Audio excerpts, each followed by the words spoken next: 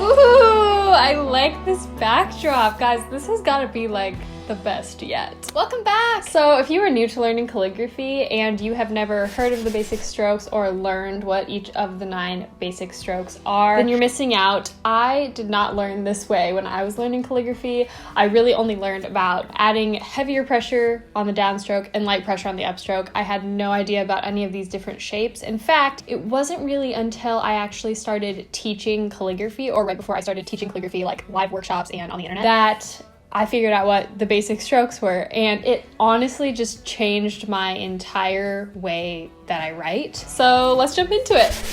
Number 1 is the upstroke. Now this is a very thin hairline stroke that's created when you drag your pen upwards using very light pressure. We don't want to see the tip of the pen bending here just yet. We want to use very consistent and light pressure as we drag our pen away from us upwards on the paper. As you go down the line, you want to try to make each of your strokes as consistent in length and height and angle as you can. You're going to want to make sure that you are holding your pen at an angle, by the way, because for the next stroke we're going to be getting into, we're going to start applying pressure to our pen. So stroke number 2 is called the downstroke, and just like it sounds, it's the stroke you use whenever you are pulling down towards your body. So if you've ever heard of the calligraphy shortcut where upstrokes are light and downstrokes are heavy, the downstroke is basically going to be wherever you are pressing down on your pen. More of the pen's tip is going to connect with the paper, and that's what's going to create that nice thick line. So again, just going down the line, practicing this, practicing pulling towards yourself and applying heavy, consistent pressure. Don't worry about breaking your pen. The brush pen's tip is meant to bend and it will bounce back. Now, if you're thinking, great, upstroke, downstroke, heavy and light pressure, I get it. When do we start making letters? Before we start actually making letters with our calligraphy pen, we need to learn each of the 9 basic strokes, because making letters is actually basically just taking each of these 9 strokes or shapes and connecting them together. By the way, if you are curious which brush pen I am using for this video, the brush pen is called the Tombow Fudenosuke. It is a Japanese brush pen, and it's one of the most inexpensive and easily accessible pens that I have found, which is why I choose to use it in demonstrations and whenever I teach classes. All right, number 3, we're going to practice with changing the pressure in our brush pen, and the way we're going to do this is by starting with the overturn stroke. So this stroke, we start at the baseline and we're going to work in clockwise direction, moving upwards and then around. Once we come down, we're going to start adding pressure to that brush pen, and so we're going to get a nice contrast between our thin and our thick stroke. And again, you want to make sure that top is nice and rounded. We don't want to see a point at the top of our overturn. I don't know why I ended up making some of these so narrow. Generally, you want to leave a little bit more spacing in between your 2 lines, but overall, consistency is key with all of these strokes.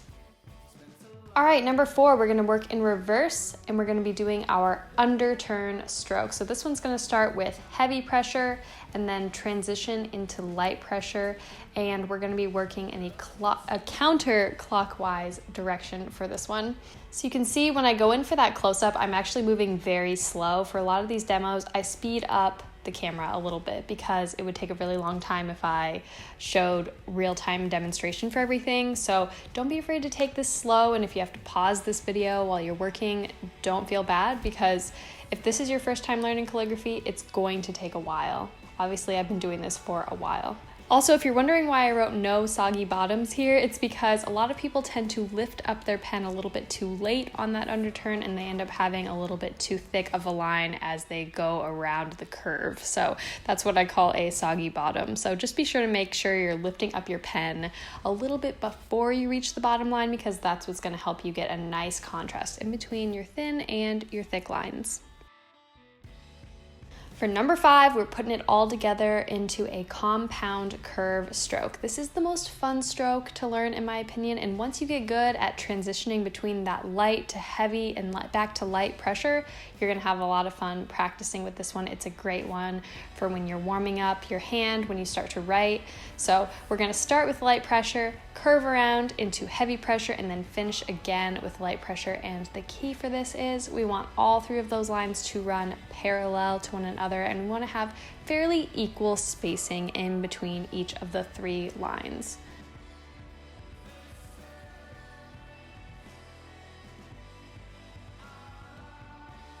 The 6th stroke is going to be our oval stroke. This is, in my opinion, one of the most challenging strokes, and one of the reasons that it can be challenging is the place where we start with our pen is not necessarily intuitive. So instead of starting at either the top or the bottom, we're actually going to start at about 2 o'clock.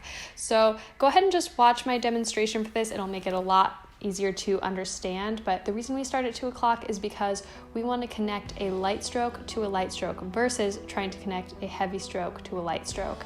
So that's why we start just down below that top line, and that way when we come around, we'll be able to connect 2 thin lines to each other. Oh, Himalaya, what would you say? I couldn't believe anything at all. Next, we have our ascending loop.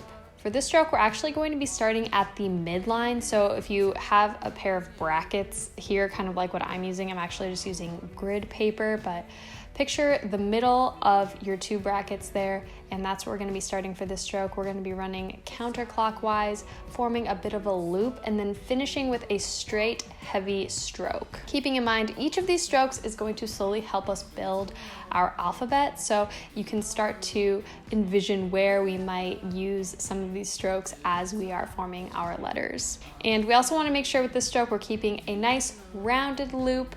We don't want to have any pointed tops. For number 8, we're doing a bit of the opposite for our descending loop. So for this one, we're going to start with heavy pressure moving downwards, and then we're going to curve clockwise and form a bit of a loop that finishes right at the midline. Again, we want to make sure we have a nice contrast between that heavy downstroke that we start with and then finishing with a really nice hairline curve. If you're just getting introduced to calligraphy, one of the things I say so many times when I'm teaching is we want to make sure our strokes look like sisters or that they are consistent. So I did decide to point out one of mine that accidentally dropped a little bit lower than the rest, just to show you what I mean by trying to keep all of them consistent height-wise and width-wise. All right, we have made it to our 9th and final stroke. The stroke is called the comma dot.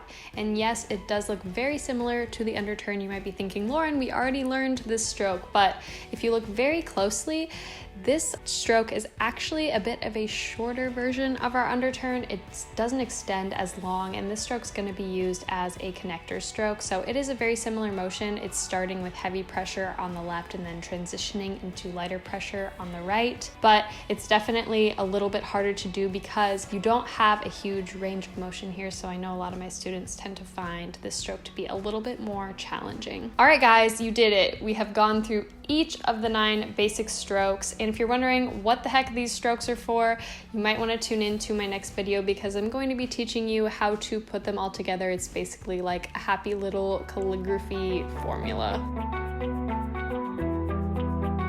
Thank you guys so much for watching this video. I sincerely hope you enjoyed it. If you want to find more videos by me, you can explore my channel. There are lots of fun videos on there. If you'd like to support me, you can subscribe and also follow me on Instagram if you want to get more frequent updates about what I'm creating. Other than that, I hope you have an amazing day, and I can't wait to see you very soon in my next video. Bye! 'Cause I know